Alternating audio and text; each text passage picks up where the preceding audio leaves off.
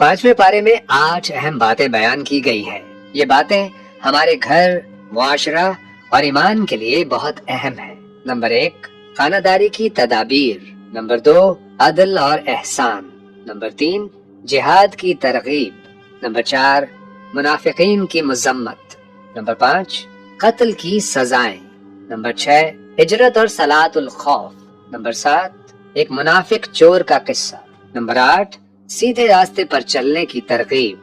पहली बात, खानादारी की तदाबीर। यहाँ ये बात बयान फरमाई गई है कि अल्लाह ने घर का सरबराह मर्द को बनाया है, लिहाजा घर की तमाम तर जिम्मेदारी और बीवी का नान नफका मर्द के जिम्मे है। लेकिन अगर बीवी शौहर की नाफरमानी करे तो मर्द को बीवी से मुताल्लिक 3 हिदायत दी गई है। पहली हिदायत, बीवी को वाज़ और नसीहत के जरिए समझाए। दूसरी हिदायत, अगर न समझे तो बिस्तर अलग कर दे। तीसरी हिदायत, और अगर फिर भी न समझे तो आखिर में तो इंतहाई इक़दाम के तौर पर हद में रहते हुए उसको सजा भी दे सकता है। दूसरी बात, अदल और एहसान का हुक्म दिया गया ताकि इज्तिमाई जिंदगी भी दुरुस्त हो जाए।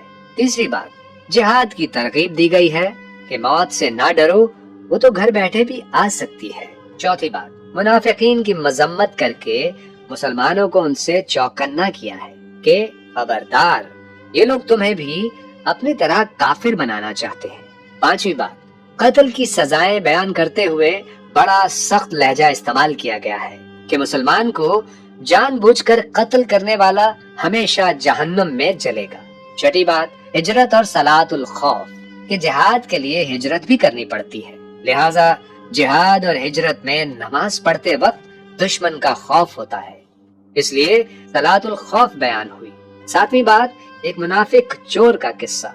एक शख्स जो बज़ाहिर मुसलमान मगर दर हकीकत मुनाफिक था, उसने चोरी की और इल्जाम एक यहूदी पर लगा दिया। रसूलुल्लाह सल्लल्लाहु अलैहि वसल्लम तक ये वाकया पहुंचा।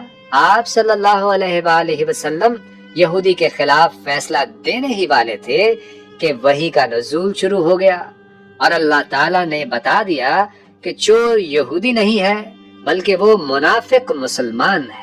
चनांचे वो चोर मक्का भाग गया और खुला काफिर बन गया।